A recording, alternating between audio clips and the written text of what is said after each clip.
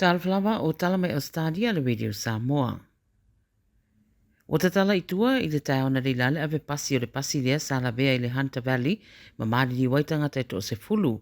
O lo ingoa o Brett Andrew Button ni masu waru tausanga ma sa tuna i se teimi pu upu uri wha msinonga whai tumalo i Cessnock. Ta o fo e reo reo, wha leo ngai na lona lai sene, ma wai e fo i nisi sa tu uina, nisi sa ua tu uina i lona lai sene. I le whina wina o le tala nei tua le ave pasi, na ta waila na lo ia o lana client, e ei tūranga tau le soifua ma le loina o lo soifua ma ia.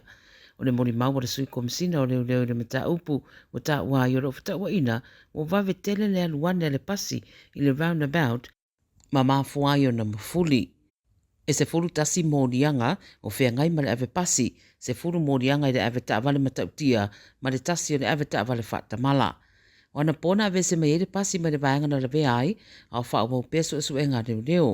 Po le afore se furu tasi le pōre a Susana tenei, na nga ia toi le pasi lea i le tu isau te Wine Country Drive, sa whea ave iei malo wala uri o se whai poiponga na whaia, tolu su fitu le pasese na iei nunga, mai le rua su tausanga i le ono su tausanga na mātua o le pasese, e pei ona wha ilo mai e reo reo.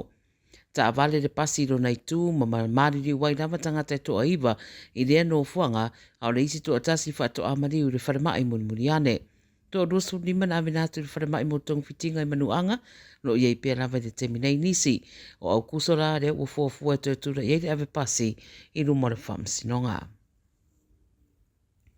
O se whare mai fōu e whaatanga i le tong whiti o tangata a o iei pei o la tu ainga ma tau le o ifo i le whare mai o whaero mai la o le i tu ainga whare mai lea le urua i tu ainga le Ausetalia o iei nei Adelaide. E mai e te pei o le call center e whai lava tiu te o teini fō mai e wha solo ai le siaki o ngase ngase e ana le whao ngai no masini computer ma whainga whao na po nei.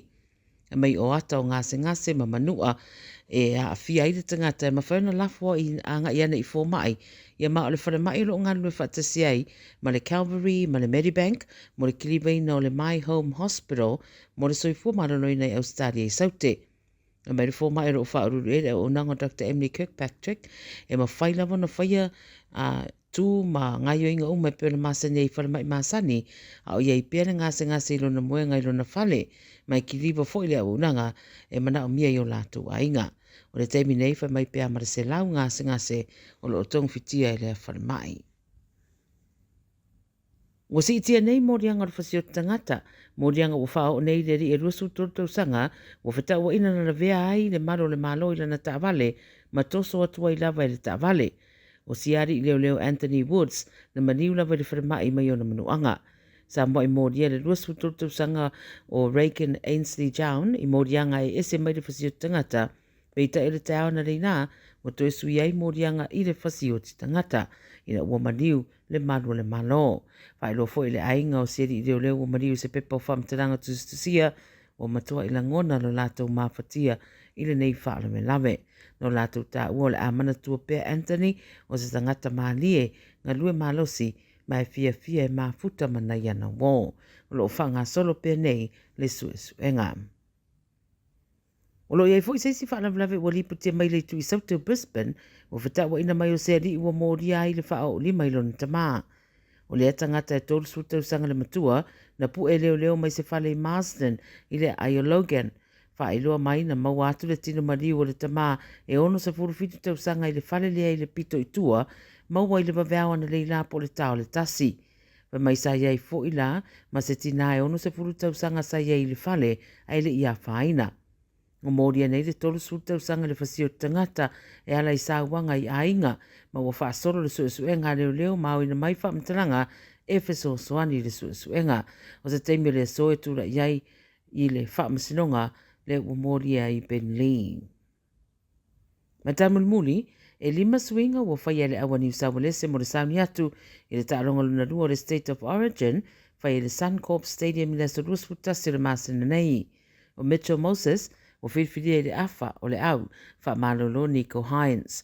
O Damien Cook, le isi le wato e wala wane, a toma le isto o luo tamafo o le au.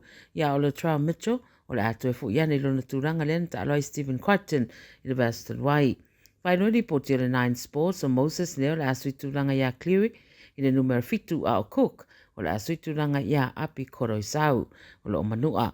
O le propa le West Tigers Stefano Utoi Kamanu ma le huka le North Queensland Reese Robson whaase ea nei le bench. Wa fuafua e whaia se whailo inga le whaia ongo le au ma le au tūstala i le awa uli o le so. Tala ia le radio Samoa mo le nei a solua.